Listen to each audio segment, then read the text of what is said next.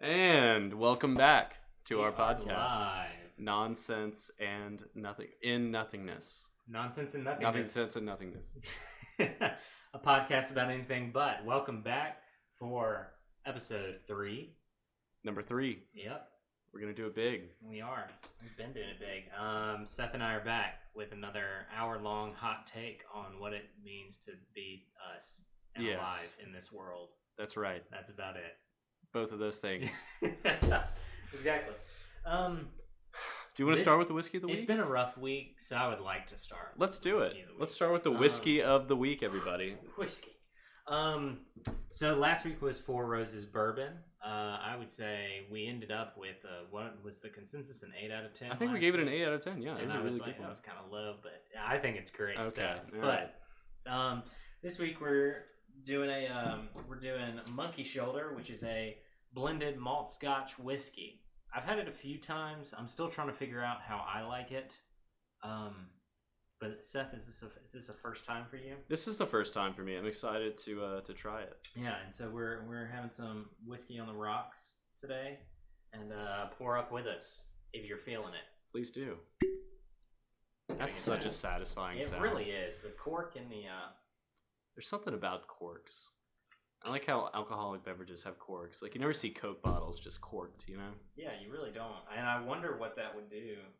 For I- Coke. I bet it's the they should think carbonation. about it. The pressure would probably do something to it. Like, you'd have a bunch of exploding, like, champagne Random. bottle Random. if you had to savor every Coke. Cheers, brother. Great sound.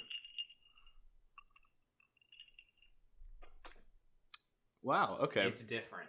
It's kind of like, it's kind of late on the flavor almost. Uh-huh. Like, you taste it Yeah. immediately and you taste like all the alcohol and then a little bit of flavor and then it's right back to And alcohol. there's Four Roses has a sweetness to it. It definitely does. That Monkey Shoulder doesn't bring to the table. This, okay, but this one has a different palate completely. Oh, would 100% agree. You could tell, like, it's not just alcohol that's colored brown, like it with a little Mio shot in it. It definitely, there's some. Dabble the Mio into the whiskey. You just put the whiskey flavored Mio in your vodka. I That's like how you it. save money. That's funny. No, it's definitely got a developed flavor palette though. Yeah.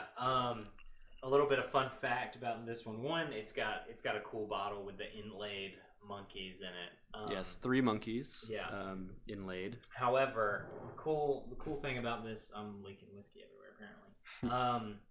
So the reason it's called Monkey Shoulder is back in the olden days, whenever whiskey making was oftentimes or was a handmade process, and you had to mix the malt, and I don't know the actual whiskey terminology, but you had to mix your mash. Mm-hmm. The people who were doing that by hand would end up injuring their shoulder, and the condition was called monkey shoulder. So that's where this whiskey gets its name. It's fascinating. If anybody was curious about a little bit of the world of whiskey. But yeah, so this is from batch 27. This particular bottle is actually from California. Is that where you got it? Yeah, well, I wasn't in California, but my lady was, and so she picked me up a bottle of Monkey Shoulder. how 'cause she sweet knew of I was her. looking for it. Yeah, so anyway, if you're interested, check it out. I'm still trying to figure out if I really like it. But Seth, what are your initial impressions?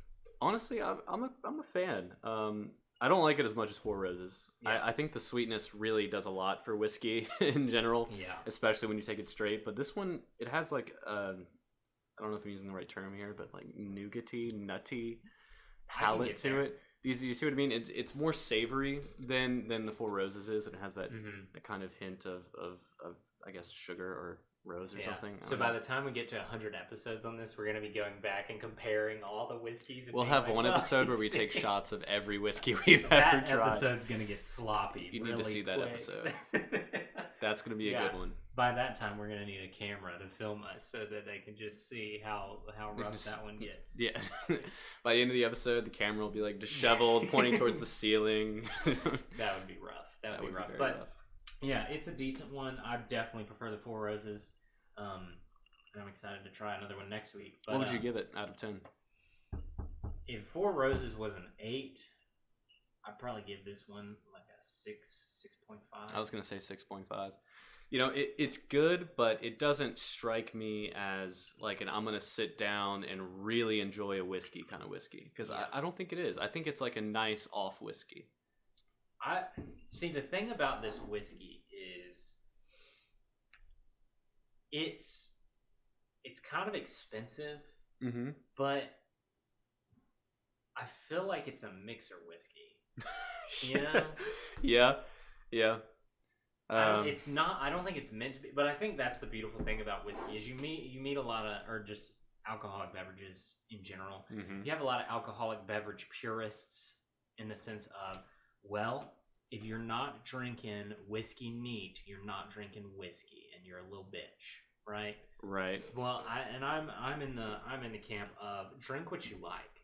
So if you are a 50-year-old biker, but you just love a good fruity Shirley drink, Temple, a good Shirley Temple, like that's okay. That doesn't make any sense, but that's okay. So like, if you want to mix your whatever with whatever, go for it. There's this weird stigma about like dudes liking fruity drinks and how that makes you a wuss, but yeah, absolutely, there's a stigma, and a lot of it's just, I can take 101 proof alcohol without even blinking.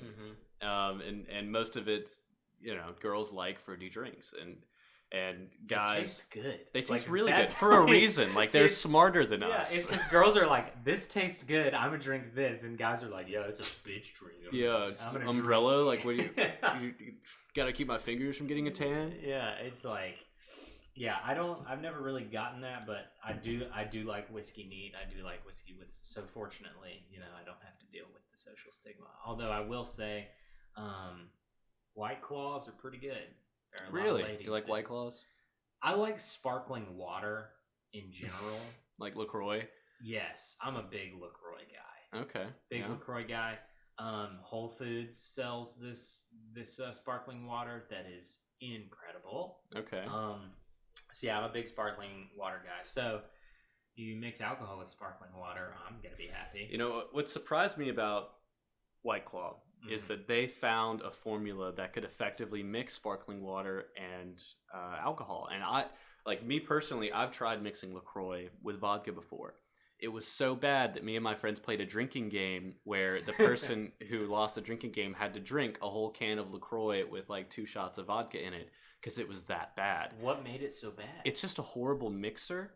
At least LaCroix is, in the sense that when you have it, when you drink it, it's not a strong enough flavoring. It has no sugar. Okay, most of the flavors don't have that much citrus, although some do, which can cut vodka.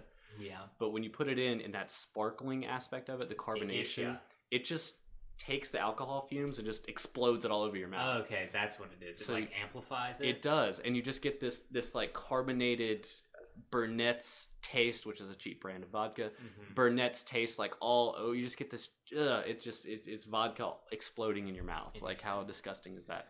But White Claw found a way to do it, and I'm not sure. I don't even know what kind of alcohol to do it, or like what alcohol they use. Like, I'm sure there's a ton of sugar in there, other stuff, other additives.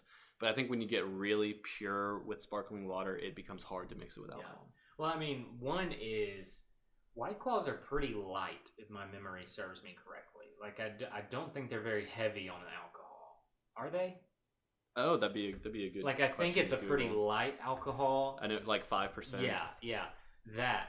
Also, I will say, I feel like your experience with Burnetts, it might be the alcohol that you're using, because I was at a party with a friend, and she was drinking Malibu mixed. It's 5% by volume. Okay, so it's light. She was drinking Malibu with LaCroix, and it was actually delicious.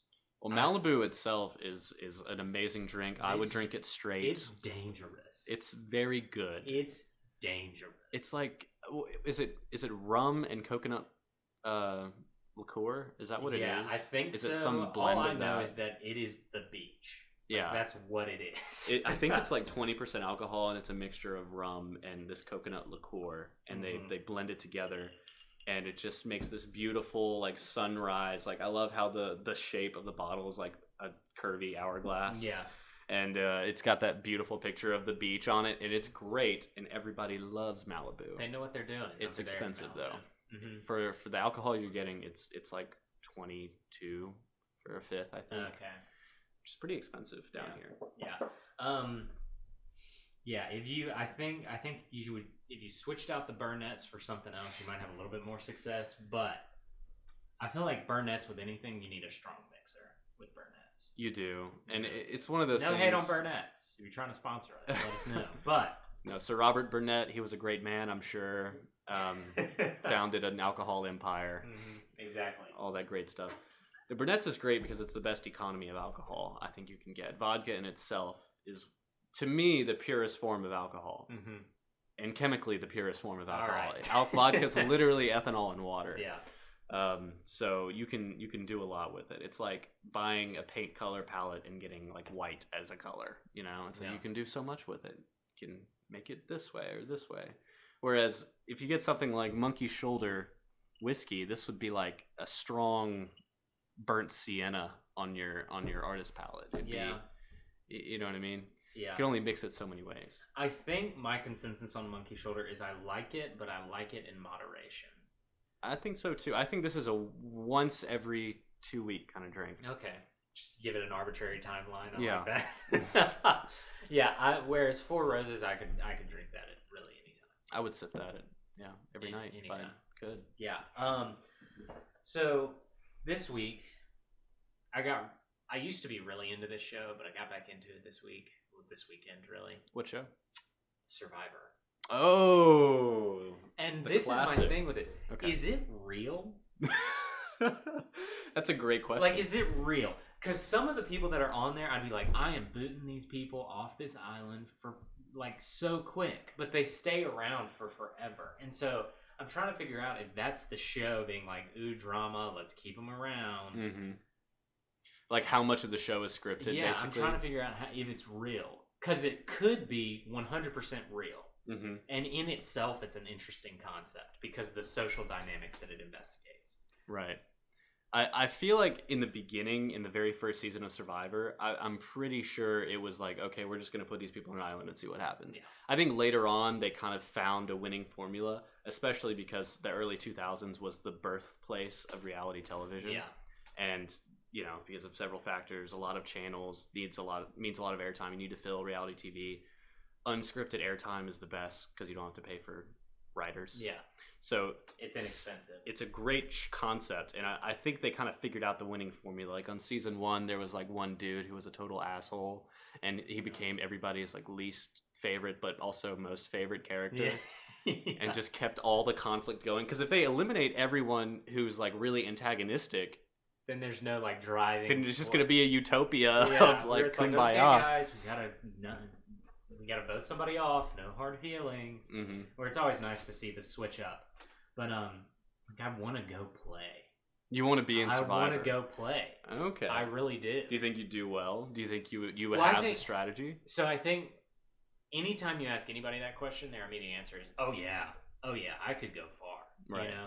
So I don't want to be naive in the sense of like, "Oh yeah, I could definitely go far," because things can go so sideways. If this show is real and some of the stuff they show, just socially, things go so sideways so quick.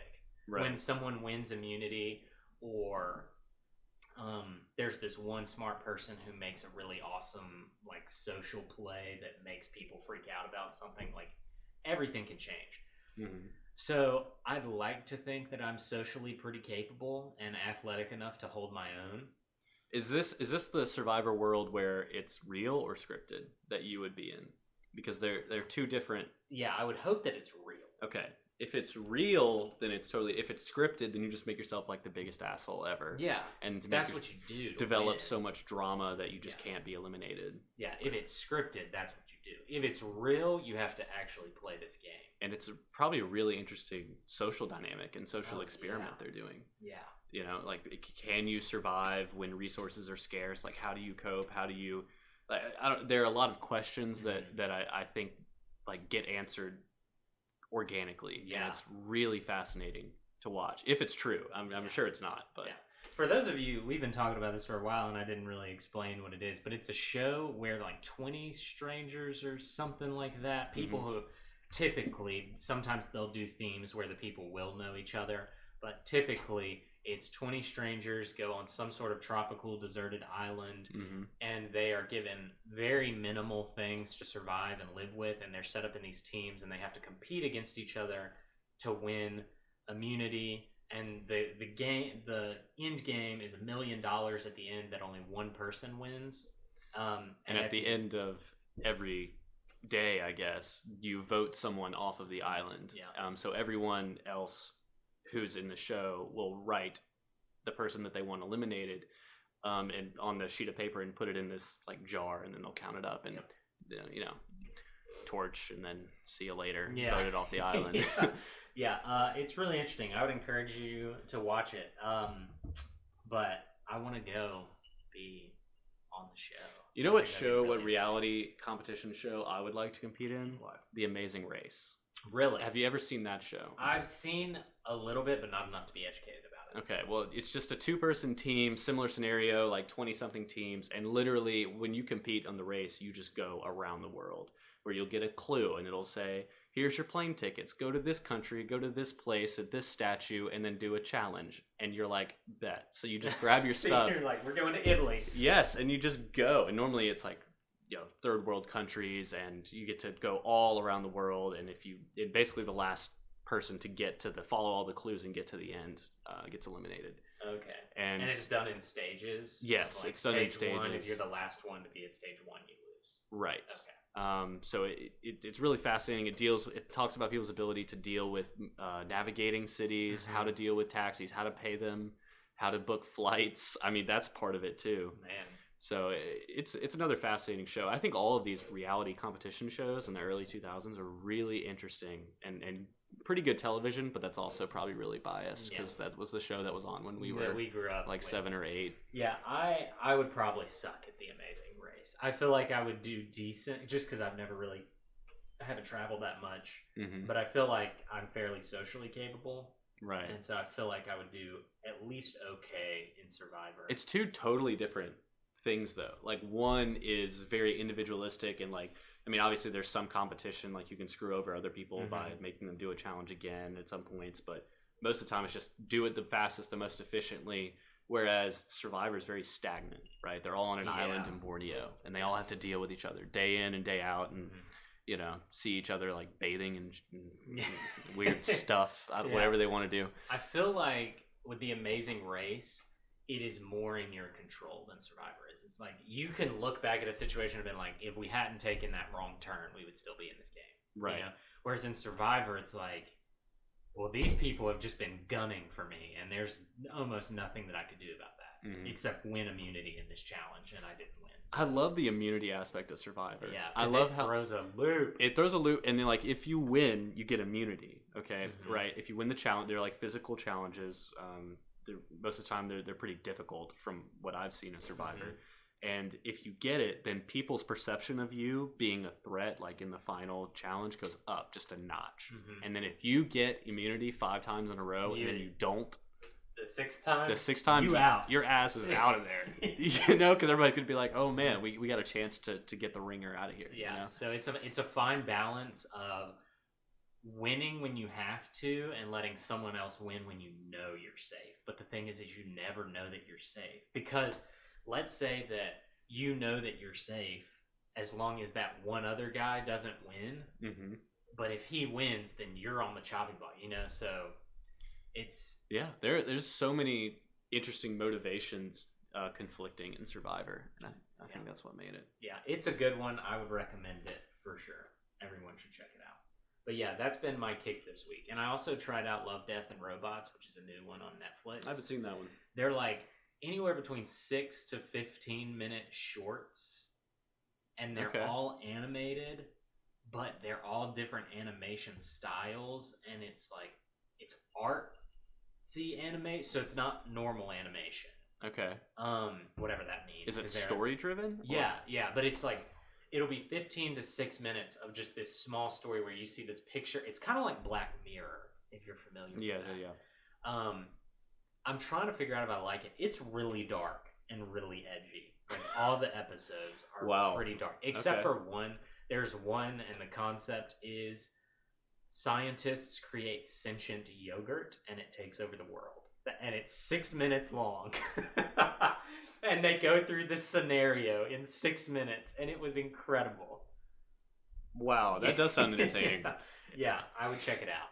Okay. I would check it out. But yeah, so this week was really, really rough. And so this weekend I just had a little bit of a hiatus and watched some Netflix and some Survivor, and it was really nice. No, I feel that. And now it's back to reality tomorrow. I had a pretty decent week, and then this weekend had to be thrust into workaholic mode. Friday I went home and talked to my accountant, and adulting is tough, let me tell you what. What happened? No, it's tax season and scholarships and stuff, and just how it all worked out. I just had to go and make an appointment, and it was painful and awful and expenses and adulting. Adulting is really hard. It really is. I just want to sit here and do this podcast and drink some monkey shoulder. Yeah, exactly. Well, luckily that's what we get to do, at least for an hour. Yeah, at least an hour a week. At least an hour a week. Nice. We want to try and push to do 2 episodes a week. We'll see what happens there. Just as two engineering students in the middle of the week, the schedule can get a little crazy. It can get very crazy. It really can. Yeah. It's one of those things where you wake up and you think the day is going to be one way, and then it's just not. It takes a total turn on you. That's just life, you know? Being proactive really screws up my schedule for the week, right? Wait, what? Because let me explain. Okay, yeah. So if I have a test and it's 2 weeks from now, okay, and it's or it's next week, and I look at my schedule and I say, oh, next week I have nothing to do, but then I see that Monday afterwards I got a test, that basically means, okay, you have no weekend and like probably no Friday. Or if you have a lab report like I do next Monday, me and my group got together today and worked for 5 hours on it. And we barely did the data analysis. It's stuff takes exponentially longer than you think. Yeah. And you have exponentially less time than you think. You're right. It sucks. It is. And it's a fact of life that I cannot seem to really have a good grasp of yet. Yeah, it is kind of that thing as you further in your engineering degree specifically, but I'm sure in just about any degree, the same number of assignments. Let's say I had 3 homework assignments my freshman year, I can knock that out in like an hour to 3 hours, depending. Yeah, because it's easy. It is. If I have 3 homework assignments now, you won't see me.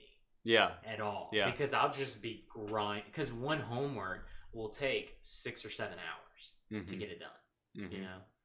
And I think most people understand that when you get into these upper level courses, like homeworks, like the questions they ask are not first degree questions.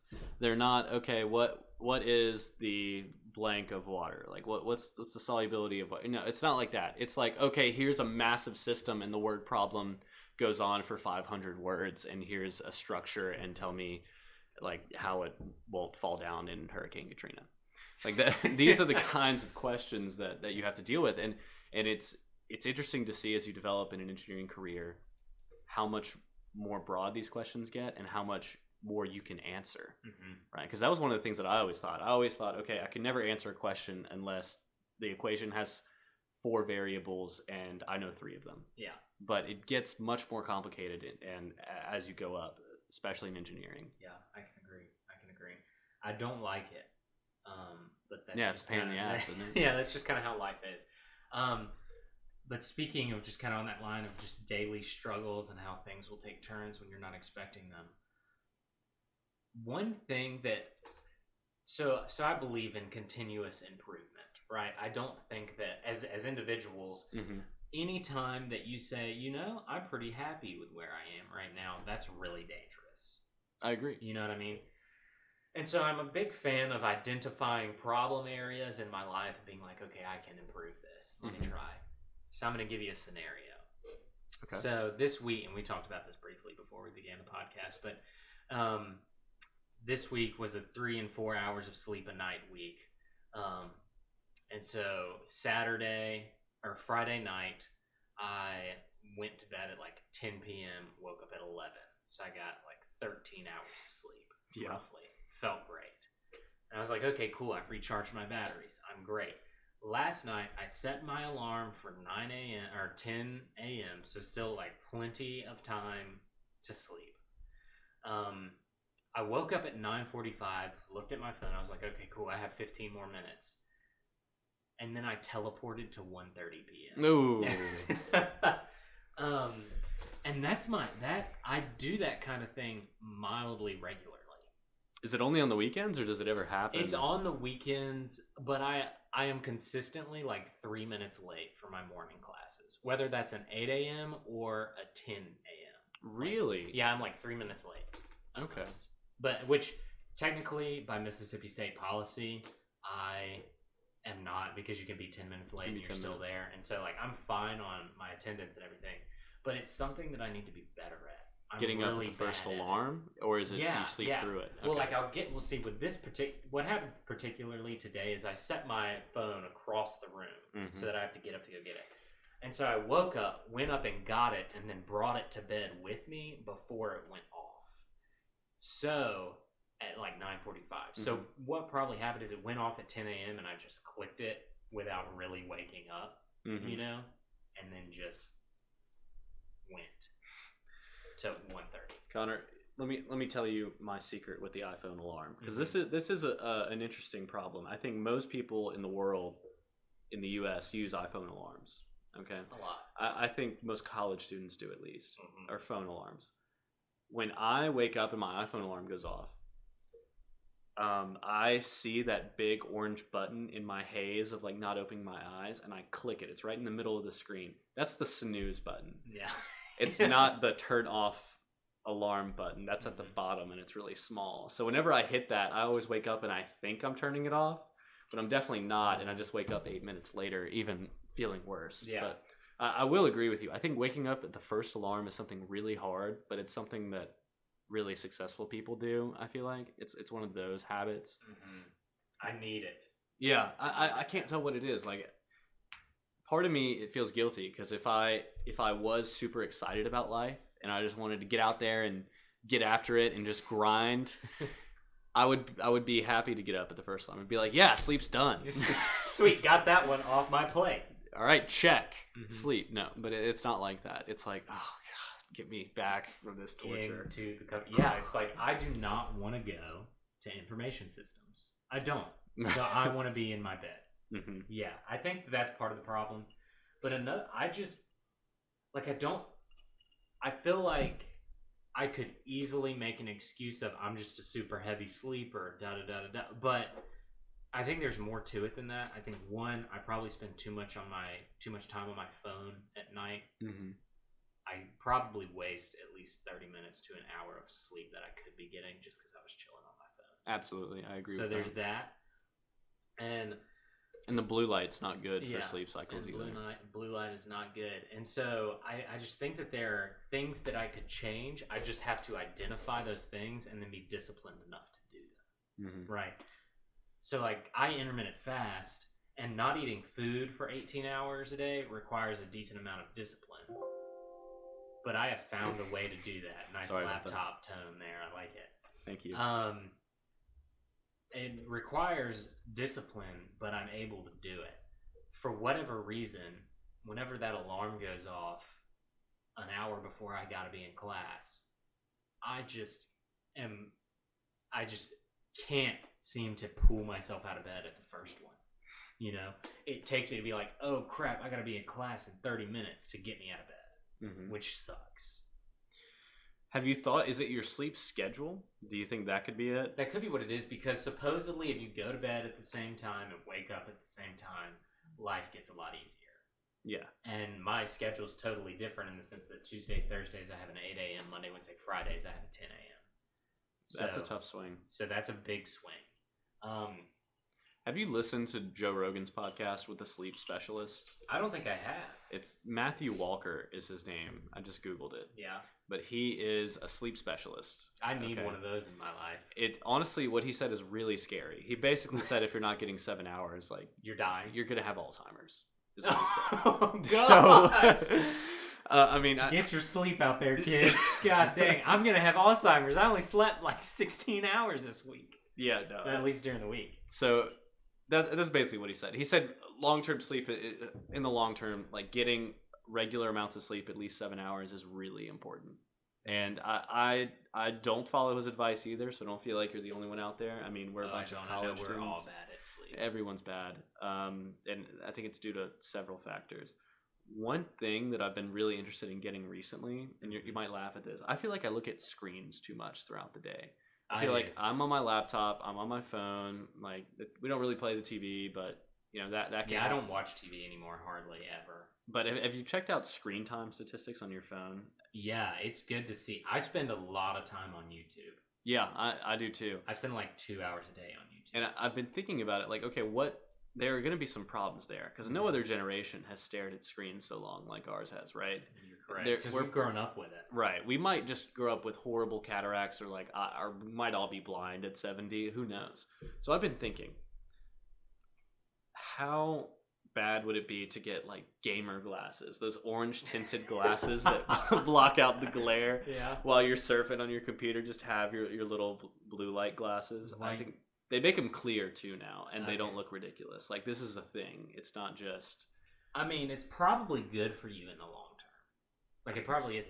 I read an article or watched a video, something. There was some sort of information medium where there was a scientist saying that preliminary evidence is showing us that blue light over time will actually make you blind. Yeah. So I think that we're definitely going to be dealing with issues with that later on in life. And I think that it required, one, we're in a hard position. Just as students, we have to constantly be connected. And in the workforce, you're going to have to be constantly connected, depending on what your job is. But right. There's so much new technology that our bodies haven't had time to adapt to. Have you heard this stuff about the AirPods? How like AirPods, like having the Bluetooth radiation so close to your brain, is that bad? Screw up stuff, apparently. That's good stuff. Like, that's crazy. Good like, are you stuff. Kidding me? Thankfully, I don't have AirPods. But... Well, I do, and I'm worried. Well, I have Sony MX3s, and so those could get me.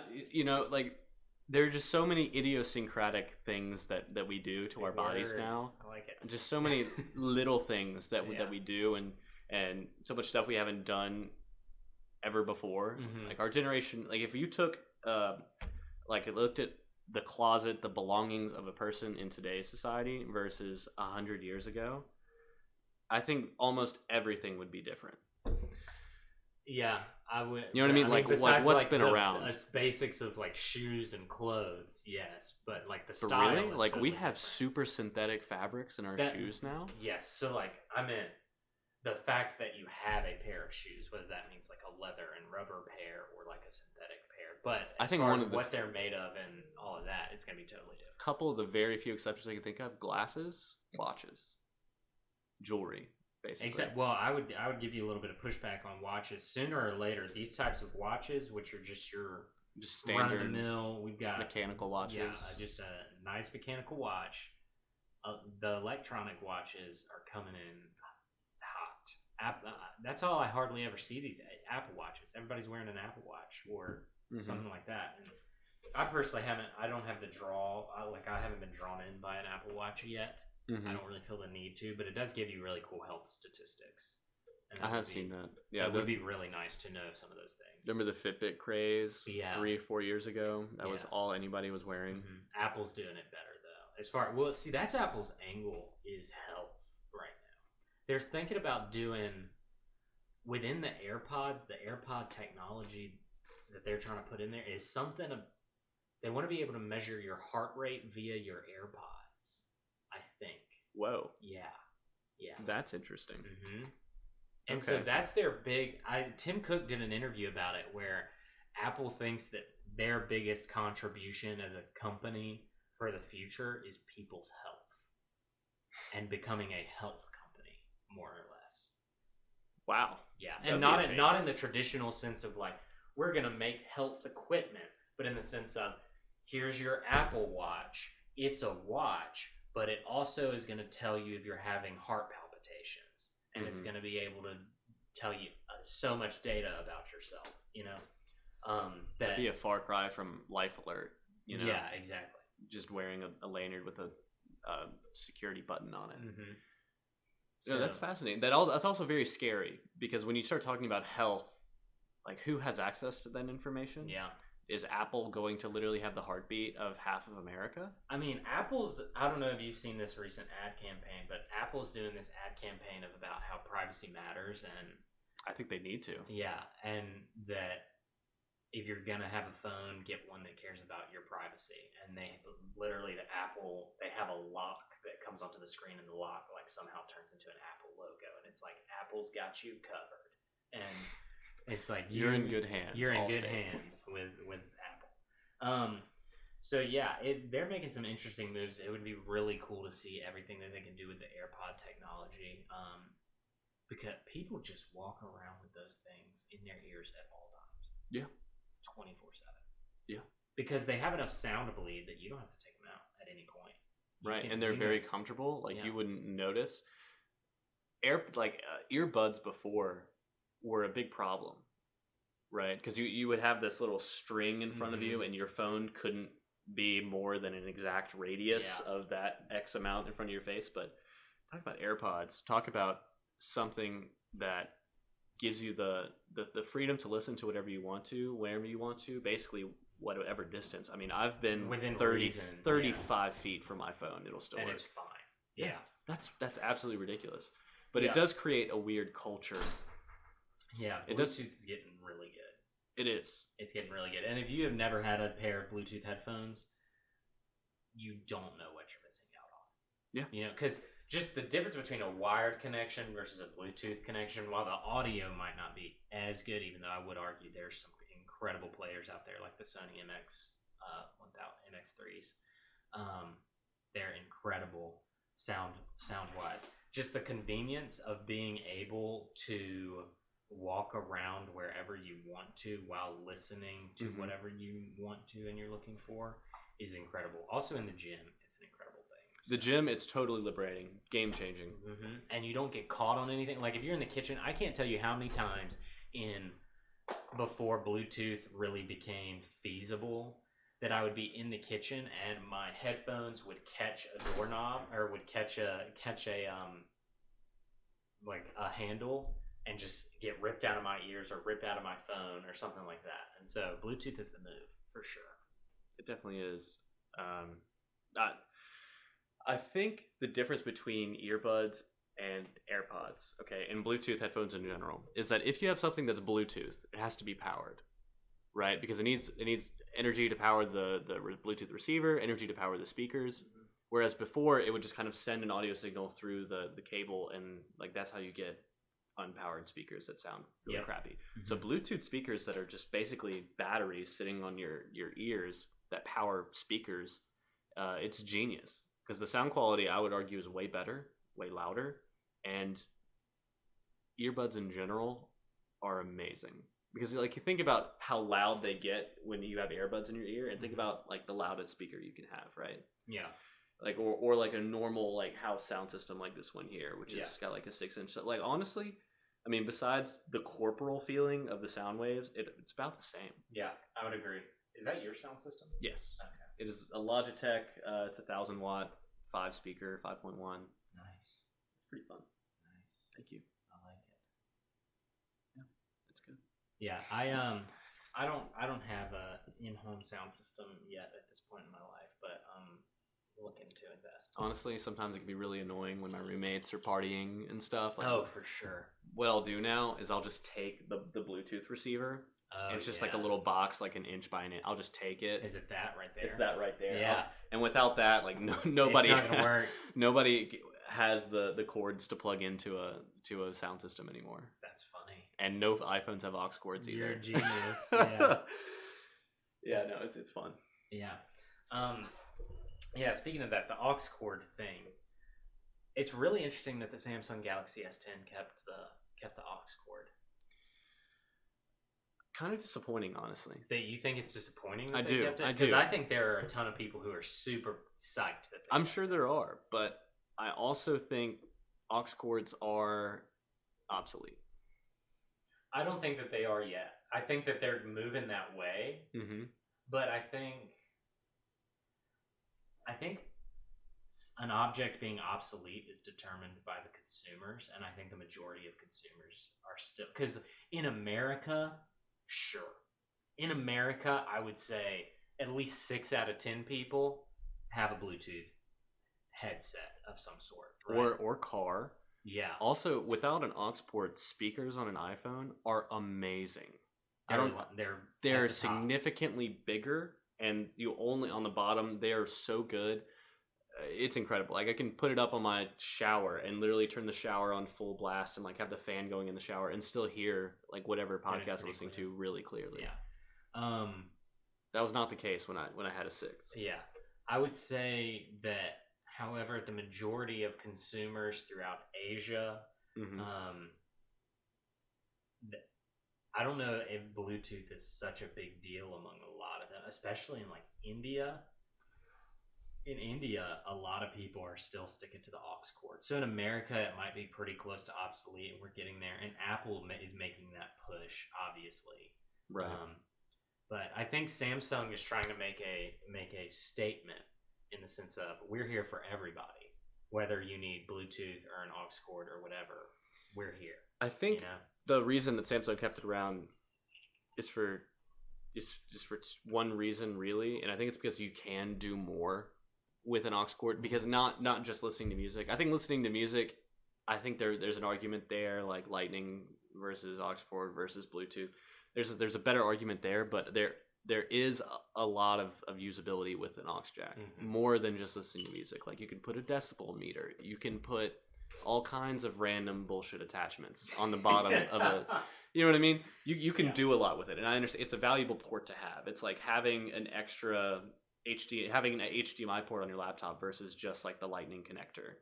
You know, it's there. But in America, I think you hit on to something there, because I think one huge factor is that cars are phasing out aux ports. And I think car ownership in America is ridiculously high. And I think people in America like new cars, and new cars have Bluetooth, and their aux port is now a USB that can send data. It's a USB that you would either hook up your Lightning cable to or your USB Type-C. Right. I don't think most and USB-C also is a big thing. But I think that most cars nowadays are phasing out like the 3.5 millimeter audio jack. Yeah, a lot of them are. Mine still has it, but a lot of them are. Yeah, mine does. It doesn't work anymore. Did your car audio system It totally died. It was not slow. It was not progressive. It was one day the audio port died. Okay, just the aux Were you port. driving and it just stopped working, or did you turn it on and you were like about to jam? I was driving. I was listening. It was all good in the hood, and then boom. Did you hit a bump? No. Just everything died except for like my left door speaker. Just the left door speaker. Not my tweeter, not like the big speaker. No, just the door speaker. The left door speaker. And I was like, my balance must be off. So I fucked with it a little bit. And then eventually it got quieter and quieter and quieter while I was driving. I was like, oh my God, something is wrong. So something is very wrong. I bought a new aux cord, got another phone, tested it, and it all just didn't work. I was like, oh my gosh. So I got an FM transmitter that would transmit directly to my radio, because my radio still worked through all my speakers. Okay. So I had that for a while, and then slowly some days I would turn on my car and it would just be nothing it would start, a car would start up great, turn on the radio, nothing. And I would turn on the radio, turn it off, turn it back on, it would be on and working. Some days nothing, some days on and working, and then eventually it just says Ford Focus now. I turn on the car, it says Ford Focus where it should say the time. That's it. The temperature still works though. So your air conditioner still works. Wait, is that what you're saying? Oh no, you're just saying the temperature gauge. Okay. But my air conditioning works. It's just the electronics in the speakers and the radio. Man, you're gonna be psyched to get a new car, aren't you? Very psyched. I have to put a little Bluetooth speaker up on my dashboard. That's what I do now. It's a sad existence. Yeah, that's rough. Yeah, or I'll just leave like one AirPod in and drive. Yeah, that might be illegal. I don't know. I think it's illegal to have two. I know it's illegal to have two because you need to be able to hear sirens. But I believe you can have one. But I'm not. When I see a cop, I take it off. I see. It's a smart move. Yeah, that's rough, man. No, it's fun. No, that's that's the not fun part of fun. having an That old would car. suck. Like everything, the car runs beautifully though. That's good. We got a 2010 Ford Focus Mhm. SE. It's beautiful. Yeah. Do you have a dream car, Seth? Lamborghini Huracan. Really? We're going that hard. Okay. No, I don't know. You're talking about like an executive cruiser. Like this is what you're gonna drive through your midlife kind of thing. Yeah. Let's say So give me a price limit. I'll say this. I won't give you a price limit, but I'll say one unrealistic one. So one that's just like a hundreds of thousands dollar car plus of just probably never going to happen. Mm-hmm. And then one that's an expensive, nice car, but it's a realistic car. You know what I mean? Yeah. Lamborghinis always were my favorite cars to look at, even though they're not the most expensive cars. They're not. They're like $250,000, which in the hypercar Not that. in the hypercar realm of like millions of dollar Bugattis, yeah. that's just it's nothing. It's chump change. Like most people have their Huracan and then they're nice, like the rich people. So that would be I've always loved the look of Lamborghinis in general. Mm-hmm. So I would want a little Lamborghini. Yeah, that would be nice. As far as like a luxury car, like I'm just gonna say $100,000 luxury car. Mm-hmm. I like Audi. Okay. I like Audi a lot. Like an Audi A7. It's just like a big one with like a swoop back, and I love the Audi technology. Not the fastest car. They're not sports cars. Mm-hmm. They're pretty much luxury cars. They're just nice. They're just nice cars. Yeah, I have a couple. One on this is, I mean, it's an expensive car, mm-hmm. but the Lexus LFA. A $400,000 car. It's an expensive car. Yeah. It's awesome though. Yeah. That thing is a beast. And you got that Lexus reliability too. Yeah. Lexus does good work. They really do. But the Lexus LFA is really nice. And then this car I will never get because you can't anymore. Actually. Okay. It's the Ford GTE. Really? Yeah. You should look it up. It looks incredible. What year was this thing made? It was fairly new, but you can't. But the reason that you can't get it is, I think what happened is Ford made like 100 of them, and in order to get them, you had to apply and say, "This is why I should be allowed to give you a ton of money so that I can get this car," and you had to be like an influencer of some type. Did you mean the Ford GT? Yeah. Okay. No, I know what you're talking about. Yeah. This one. If you can't see it, basically looks like the baddest Mustang you'll ever see. Ford knocked it out the park. It's a beautiful car. It looks good. I love how it's got those huge sweeping like vents in it. Yeah. But the front is still reminiscent of like an old school race car. Mm-hmm. But yeah, that's a $250,000 car. Yeah, it's an expensive car, and in order to get your hand on it now, it was to buy it from Ford. It was to buy it from somebody else. It's going to cost you more than that. Probably. Oh, absolutely. I remember Jay Leno being like, "I was lucky enough to get this car," and if Jay Leno's like, "Oh man, I barely got in," like you're good luck. Yeah.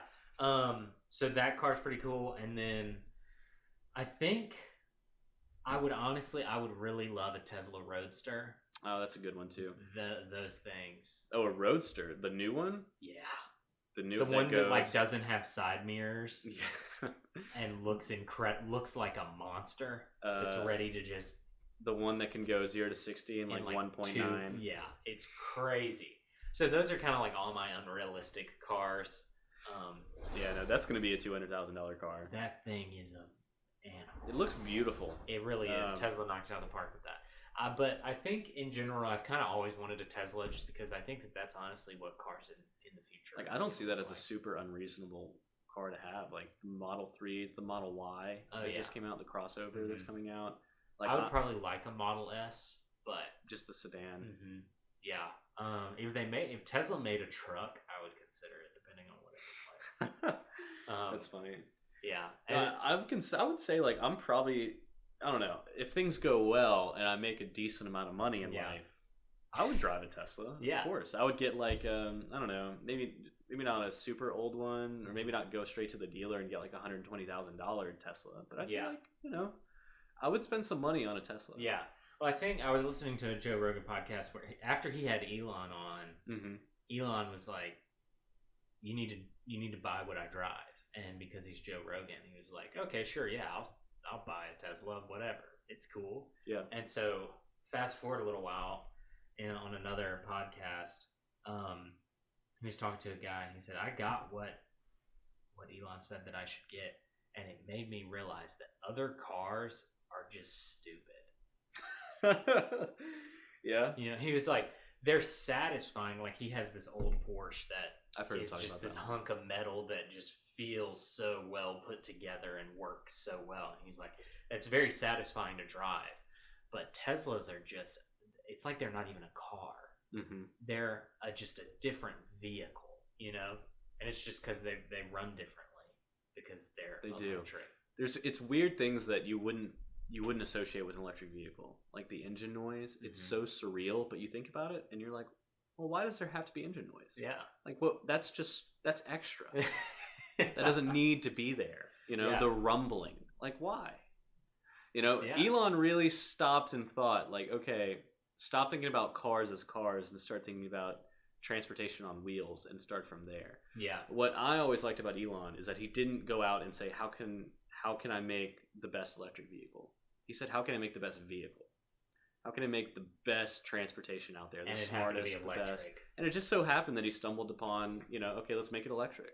You know, if he thought it was a gas car, he would make it a gas car. But he like started from a base of understanding and kind of threw out what everybody else was doing and started from his ideas and built up into what he thinks basically humanity should be driving. Yeah.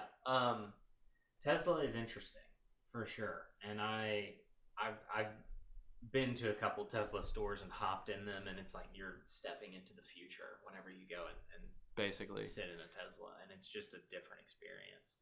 But I think the true car of the future is going to be one. It will be driverless, most likely. I think in our lifetime, we're for sure going to be seeing driverless cars be super, super normal, like super normal. No, I agree. I think cars. You know, it is tough to say. I think there's going to be a transition period where we're going to be doing things like, okay, hop in my car. Okay, hey car, take me to X place, and I'll like get it on the highway, and then boom, just like fall asleep, wake up, hey, I'm there. I think there's going to be a transition period, and that transition period I think will be longer than we think. Well, I've heard people liken it to whenever horse and buggies were your main part of transportation, and cars started to become a thing. You know, there was a period of time where horses and cars were sharing the road. Yeah, that was a thing. But also, you know, cars weren't fast back then. Yeah, that's another thing. Like they weren't. It wasn't. Cars were so much better than horses that it made horses completely obsolete. They were probably worse then for a while. You had to do so much stuff. Absolutely, people had to learn how to drive. Yeah, like how weird a concept would that be to relearn? Just like from you want amnesia. me to hop into this moving metal can and steer it? Yeah, what do you want me to do with this tractor, son? No, I think there's going to be a transition period. I think you're right. I think it's going to be a weird, awkward stage where we have like AI versus like people driving these things. Yeah. Eventually, it's going to start in cities. For sure. People already don't have cars in cities. Oh yeah, but I'm super excited. I'm excited about the concept of you have your car just like we do now. Even though that's a super inefficient model, it makes more sense for transportation to be a public service. Like it really does. If you think about cars, I think I read a statistic that 70% of a car's life is spent sitting. Yeah, that's a good point. So we spend on the low end, like a low end new car is like gonna be $15,000. Yeah, like brand new. It's gonna be, which is for many Americans an expensive purchase, right? So we're spending anywhere between that for a brand new car all the way to, in your day-to-day life, $80,000 for a car, right? For this hunk of metal to get us from place to place that just sits most of the time. Right. That's expensive space-wise. That's expensive economically. That's expensive in so many ways. So it makes sense. I've heard the idea of transportation being this thing where it's built into your taxes, and whenever you need a car, you just say, hey, I need a car to come to my place at this time, and this autonomous vehicle comes to your place, picks you up, and you head out. Yeah. And you can do, it's like, it'll be like Airbnb, but for cars. And if you need a car for a week because you're going on a road trip, you can do that, you know? I mean, I think jumping to a public service is a little... Oh, we're not ready, and I don't know that we'll see that in our lifetime at all. But you think about how long that would be for that to be a private service. Like, okay, what if I subscribe to Uber AI, and I pay a monthly fee, and when I want, I go on my Uber app, and I say, AI vehicle, come here and bring me here. They're investing in that. Like, they're planning on that. I think they're very close to that. I think we're like 20 years away from that. If that. Max 20 years. Yeah. To where that's a thing. And if that becomes big enough, then yeah, car ownership will be obsolete. For sure. And I think the optimal car for me is you don't have a back seat and a front seat anymore. You just have like a cabin. Do you get what I'm saying? Like just a little egg with wheels. It's like a train. Well, like it could look like cars do now on the outside, look incredible. But think about how awesome you wouldn't really need the traditional dash that you have now and all that all of that stuff. If you can take all that out and you'd have enough room for 4 people to lay down in these things. Like you go on a road trip, think about the productivity that is lost when in between driving. All the little things that you could get done from place to place if you don't have to drive. Mm-hmm.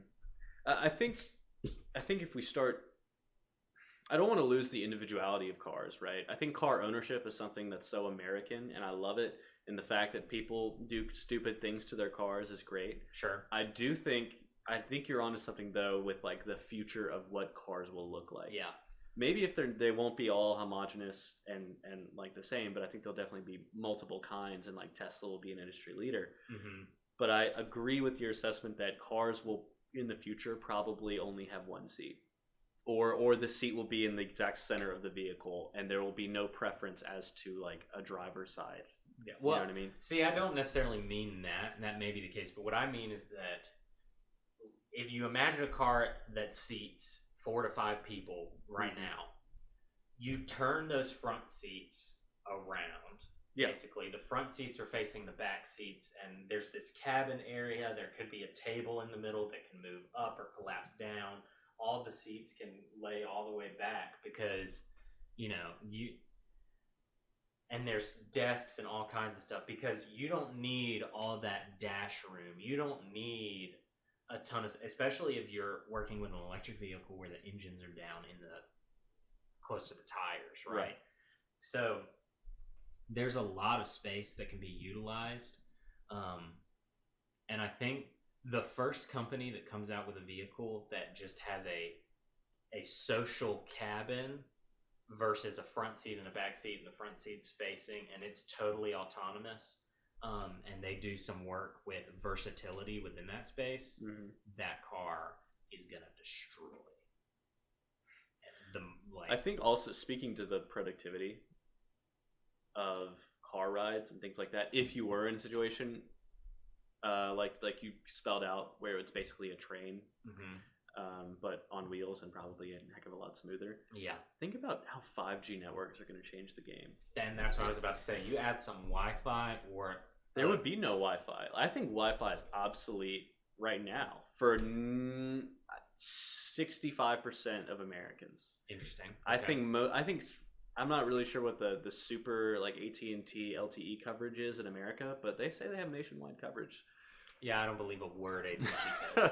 Okay. This 5GE is BS, man. Like, oh, well, that's like their prototype. We have 5GE. That doesn't mean anything. No, you have nothing. You're lying. I have a problem with AT&T. I can tell. I don't like AT&T very much. But think about a future where we have even better phone networks than we have now. 5G is going to be a game changer. It will Think about like computers surfing on the web from anywhere, moving anywhere, being. When we get to the point where like even now, Mississippi senators where we live are trying to get high-speed internet access to rural areas. That's like a huge part of Phil Bryant's policy plans moving forward. Getting more people internet access is going to mean so much for our economy and our future, and how we do everything. And which is why you need your gamer glasses, because our eyes are going to be shot by full 40. circle. You got to get those gamer glasses, ladies and gentlemen. Absolutely. Yeah, I like that. I'm really interested to see where that whole world goes. So the future is going to be you and your family, okay, going to school, going to like everywhere. So you all get, and let's just say Uber owns all the autonomous vehicles. You go to Uber monthly. You go order your thing to take you to work and also stop by the kids' school and you at your work and mom at her work, okay? Whole family piles into this 4-seater. You're all facing each other at a table. You all pull out your laptops. On 5G, you can literally surf or do anything that you need to, watch any videos, do any processing that you would need to do. Kids are watching videos. Dad's doing complicated like algorithms. Mom's doctoring or something. Looking up recipes for dinner tonight. You can't do that. Can't say that nowadays, Connor. Well, it was a joke. Yeah, okay. And then you go on, and then that's just it. You get out of your autonomous vehicle, and then at the end of the day, you can just send one to pick up the kids and head home. And part of that's kind of sad, though. Oh, super sad.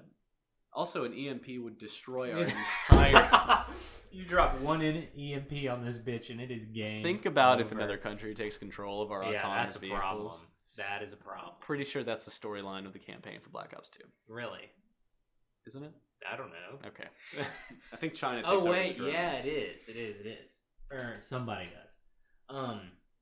Yeah, there's part of it that's really, really cool. And there's part of it that could be incredible. I'm thinking about my 5-hour drive to Louisiana every single year for Christmas. That could be 5 hours where the entire family is facing each other and we're hanging out and playing card games and we're able to take a nap or whatever, and where that becomes a social space. Now I feel like the car is fairly segmented and disconnected. You have your front seat, you have your back seat, you have your far back seat, right? If you could make it a social space as well as a productive space, I think that could be huge. So I think in big cities, we're looking at Uber and companies of the like taking over, and it will be very impractical to own your own vehicle. I think in more rural areas, such as where we are in Mississippi, I think you would still, at least in this future, it's not too far away, see families have their own autonomous vehicle, maybe even two, and because I think that's pretty realistic.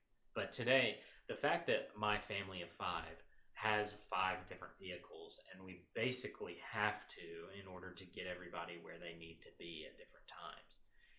It's just super expensive and super inefficient. And the industrial engineer in me is like, man, we got to eliminate some of this waste because there is waste that needs to be eliminated. But that's American society in a nutshell. Is we're really good at waste. Inefficiency. We're really good at it. We're amazing at it. Which means materialism. We love it. Bring it on. It's rough. It really is. But I'd like to. That's one of those things where I would want to time travel 200 years in the future to see what that aspect of the world looks like. Because transportation is going to be a huge problem. Yeah, it already is. It is a huge problem. It's a huge problem. Traffic's a problem. Our interstates, if you build them up, there's a theory of traffic where if you build them wider, less people will take the side roads because you just built up the interstate. And if the interstate gets too crowded, people will use the side roads, and then you have to build those up, and it's a never-ending battle with traffic. Yeah, traffic is population is always increasing, so you have to. Yeah, traffic is fundamentally wrong because when you stop at a stoplight, that person behind you will stop and stop and stop. Or if you're just all driving in a straight line and one person brakes just a little bit, that will ripple down and magnify. That will not happen with autonomous vehicles. No, it won't. And if everything was an autonomous vehicle, traffic would not be an issue. I'm going to go ahead and say that right now. It could be theoretically an issue, but it would be significantly lessened. Right. It would significantly be lessened. Orders of magnitude less than the problem it is now. Yeah, it would be an incredible thing. But I mean, that's why the Boring Company exists, to tunnel underground. But I think, hey man, it's the same as flying. It's third dimensional travel. Yeah, exactly. Cars travel in the second dimension. That's always the interesting. It was interesting to watch somebody. It might have been Elon Musk break it down. He was like, "We go to work in a 3-dimensional plane, yes, but we all travel in a 2-dimensional plane, and you're gonna have problems with that, basically." Yeah, it'll be interesting. Man. It'll be yeah, the Hyperloop's an interesting thing. It'll be cool to see where humans go, but we're probably gonna kill each other off before we get anywhere really, really cool. Yeah, part of me is really scared to go 200 years in the future because I might be the only one. Yeah, you might be like, holy shit. Like, man, this does not look good. What happened? Hey, guys. Where'd everybody go? Yeah. I wonder how likely that is. Honestly, I don't think it is. I think humans are resilient. But how likely do you think it is that some world leader is stupid enough to say, click on that nuclear button? Ours was. Well, that was in World War II, and we were the only ones who had it. When you're the only ones who have it, it makes sense. Because you can say, okay, we're only going to do this once, or we're only going to do this twice. And obviously that's a slippery slope, and we did it twice. But when you're the only ones who have it, nobody else can retaliate. So you can just be, as we did, hey, we're going to drop this giant-ass bomb on you, and you can either believe us and surrender, or we're going to do it. But the problem is now you have mutually assured destruction. Right. And so no one's making that move. I think mutually assured destruction is a very strong thing. Yeah. I think because just knowing like the might of the American military makes me really comforted at night. Just knowing that anywhere around the world there are like 4 nuclear submarines with enough arsenals to blow up the entire world. Just like, if you do anything to America, we're all dying. It's like we have 4 secret location subs around the we don't even know where they are, and they could blow up anyone at any time. At any time. Everyone's just in a Mexican standoff holding their... It's like, we have our secret subs. Yeah, exactly. I think that with everything in that world, there is a yin and yang. There's a great side to it in the sense of there's stability in that instability. Yeah. You know what I mean? But to say that in order to have that the problem with mutually assured destruction is that it even exists. Like, that we have to have mutually assured destruction for us to be like, okay, all right, we'll chill out. It's all good. I mean, obviously, this is not an ideal. I think there are evil people in the world, Connor. Yeah, in an ideal world, it would be incredible to be like, okay, nobody needs nuclear weapons, and we're just not gonna screw with you. And you just do your thing. We're gonna do our thing. We'll trade. It'll be good. But unfortunately, it doesn't work like that, and everybody's got to play this game. You know, whatever it is on this little blue rock on Earth, where it honestly makes a lot more sense for us to be cooperative, but it's not gonna happen. Yeah, when an alien comes to Earth and looks at how we like bicker, they're gonna be like, "You guys are so stupid. Y'all are so stupid, you chimps." If you would work together, you could solve so many problems. Seriously, like if Russia and America and China just wanted to be friends, we'd already be on Mars. You know, like I don't know that would be the case, but if all of them got together and were like, hey, how about we stop being dicks? How about we stop doing that? It's tough though. I think tribalism is part of evolution. Absolutely, and it's built into our genome and our ideas and like ideas of the in group and the out group. It's all built in. It's just how do we deal with it, and how does our higher level reason and our sense of humanity, how does that overcome in the battle? And there's a lot there. I think one thing that could bring us all together, alien invasion, day one, we're all on the same page. Everybody's got their arms up and pointed at the same person if we get invaded by aliens. But the problem is if we get invaded by aliens, we're done. Yeah. Like, you see the movies where, oh, it's rough for a little while, but the humans get it back. No. We're done. It's game over. Because if there's an interdimensional being that figured out how to get to Earth, they're smarter than us. They are so much smarter than us They've got weaponry that we couldn't even imagine. Yeah. But the hope is, if they're that smart, they're going to be peaceful. Yeah. Because if you've gotten this far, then you've figured out how to, utilize how to cooperate, how to use energy efficiently and resources efficiently. Like you're probably fine. So hopefully it wouldn't be a sense of, doom. Yeah, here's a rock that we need to take control of, But again, tribalism is a thing. And so I don't know if it would be like, the alien lovers and the alien fighters. Yeah, that would be really interesting. There's part of me that really wants to see that happen. And then there's another part of me that's like, no, I'm really good. That's the most part of me, is I don't want aliens. I would really like to see aliens, but in an ET scenario where there's one friendly one. He's just trying and they to have to home. be friendly. Yeah. Because it's like, I'm they the have to only be one friendly here. and like cute, and you got to be able to make toys out of them. Yeah, exactly. But I think that if aliens were to come here, we're screwed if that gets hostile. What if we find aliens first? See, if we find aliens first, I would want us as humans to be like, one, to potentially not even intercede. Like, if we find them, the hope would be that they don't even know that we exist. Right? Right. Because you don't know how fragile this society is or what. Because if aliens visit Earth, like we talked about this in Arrival in the first episode, shit's hitting the fan so fast. Economies are tanking. People are going to start pulling their money, even though it doesn't matter at this point. It's going to get real crazy. And so I would say, as humans, if we find aliens and it's semi-intelligent to intelligent life, I would say intelligent life, we don't touch it. Yeah, you would hate to be one of those people. Like, part of me says, okay, but so many answers. There would be so much to discover, and we would we're humans. We would for sure screw it up. Yeah, we would for sure be some scientists would like take one young child from the mother's alien's arms and like do horrible experiments, and then we'd have an intergalactic crisis. Be World War 17 in space. I honestly think that what would happen... Did you see the movie Avatar with the blue people? Yes. Something like that would happen if humans were to find life.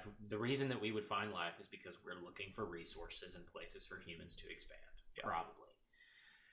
If we're in the same mindset that we are now. And it's going to be like colonialism all over, except now it's intergalactic colonialism. And we're going to be like, oh, you have this awesome resource that we can utilize. That's ours now. Yeah. That's what humans would probably do. Yeah. Which is kind of badass that we could do that, but it's also terrible, Yeah, just because it so easily could turn the other way. Oh, for sure. Because and I'm trying to put myself in their shoes of, if aliens come to Earth, we could really easily be their bitch boys. Yeah. Oh, yeah. So, the hope is, it's a golden rule. Treat others how you'd want to be treated, Even with your intergalactic, unrelated, completely cousins. Yeah. Exactly. I mean, that's the moral of the story, ladies and gentlemen. Treat everybody how you want to be treated, even if they're your intergalactic, unrelated cousins. Unrelated. Yeah, but that brings us to just over an hour. So probably gonna call it here. But I think so. But please email us at the word nonsense, capital N, nothingness @gmail.com. That is nonsense, then a capital N, and the word nothingness @gmail.com. Yeah, please join the conversation so that we can talk about you on the podcast. But that's all we got for this week. We'll see you next week. See ya.